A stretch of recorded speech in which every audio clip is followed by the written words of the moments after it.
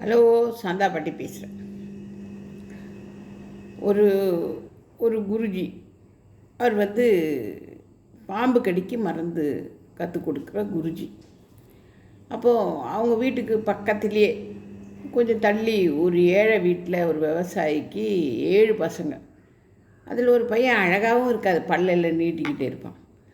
அவங்க ரொம்ப சாப்பாடுக்கு கஷ்டம், எலும்பெல்லாம் தெரியும். அவங்க வீட்டில் நிறைய பூசணிக்காய், வெள்ளை பூசணிக்காய் இருக்குது. அந்த பூசணிக்காயில் ஒன்று அறுத்துட்டு ஒரு 2-3 பூசணிக்காய் அறுத்து கூடல் வச்சுட்டு அந்த விவசாயி இந்த பையனையும் கூட்டிகிட்டு வந்து இந்த குருஜிக்கிட்ட சொல்லுவோம், என் பையனுக்கும் அந்த மந்திரங்கள் கற்றுக் கொடுங்க, பாம்பு கடி விஷம் இறக்குற மந்திரங்கள் கற்றுக் கொடுன்னு சொல்லுவோம். குருஜிக்கு ஒரு மதிப்பாக இல்லை. சரி நீ போ கற்றுக் கொடுக்குறேன். அப்போல்லாம் குருகுலம் இருக்குது, அதில் தான், ஸ்கூல் எல்லாம் கிடையாது. மனசோட ரொம்ப இது ஒரு 2 நூற்றாண்டுக்கு முன்ன மனசில் ரொம்ப ஒரு திருப்தி இல்லை. ஏழை விட்டு என்ன தரப்போகிறான் அவன் காணிக்க அப்படின்னு ஏதோ ஒரு மனசில் கஷ்டம்.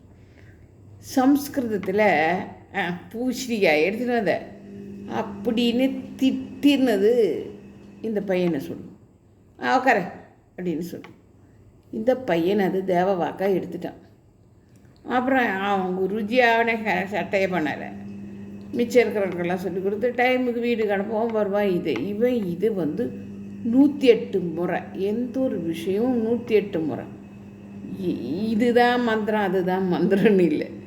இவன் இந்த மந்திரத்தை 108 தடவை மனசில் அப்படியே உள் வாங்கி சொல்லிட்டான். அப்போ இவனுக்கு தனியாக சொல்லி கொடுக்கவும் இல்லை. 41 நாள் 42 நாள் முடிஞ்சு, சரி இந்த குறுகாலம் முடிஞ்சிடுச்சு போங்க அப்படின்னு எல்லாரையும் அனுப்பி விட்டுட்டான். இவன் கொடுத்தது என்ன, பூசணிக்காய், வெள்ளை பூசணிக்காய் சுற்றி போடுறல அந்த பூசணி. அவன் போய் ஏழை வீட்டு பையன், குருஜி மதிக்கவே இல்லை. அவன் போய் என்ன பண்ணான், அங்கே போய் எல்லோருக்கும் குருஜி 6 வீட்டுக்கும் போய் விஷம் இறக்க மாட்டான். எல்லோரும் பாம்பு என்ன கிடைச்சாலும் வீட்டுக்கு வரணும். ரொம்ப திமிர் பிடிச்ச குருஜி.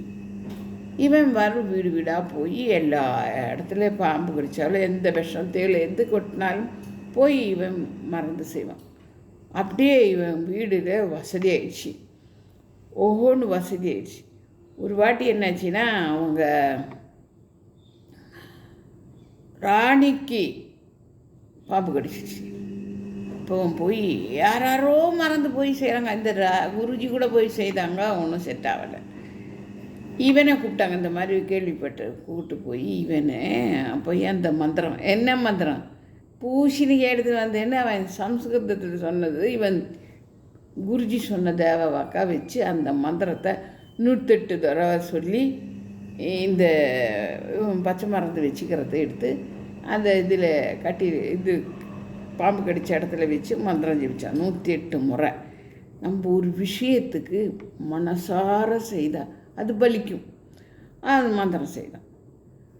ராணி ஏந்து உட்காந்துச்சு. ராஜா அவ்வளோ சம்மானம் கொடுத்துச்சு. எல்லா பாம்பு விஷம் இறக்குறவங்களுக்கும் மரியாதை கொடுத்து எல்லாருக்கும் சாப்பாடு போட்டுட்டான். அவன் பட்டு எல்லாம் எடுத்து அவன் வீட்டுக்கு கொண்டு போய் விடுறாங்க அந்த பல்லக்கில் வச்சு. அப்போ நடந்து வராரு இது குருஜி. அப்போ குருஜி கேட்டார், நீ என்ன மந்திரம் பண்ணி? இவன் குருஜி பார்த்த உடனே இவனுக்கு மனசு கஷ்டம். அந்த பல்லக்கில் இருந்து இறங்கி குருஜியை காலில் விழுந்துக்கும், நீ என்ன மந்திரம் பண்ணி அந்த அம்மாவை காப்பாற்றினேன்? குருஜி, நான் வந்தபோது நீங்கள் சொல்லி தந்தப்பார், அந்த மந்திரம்தான். எந்த ஒரு வேலை செய்தாலும் நம்ம அக்கறையாக செய்யணும். இவன் சொன்னது சம்ஸ்கிருதத்தில் பூசணிக்காய் எடுத்துன்னு வந்தியா அப்படின்னு தான் சொன்னான். ஆனால் 108 முறை நம்ம எதை சொல்லி மந்திரத்தோடு நம்ம மனசில் எப்படி பிடிக்குதோ அதுதான் கருத்தாக வரும்.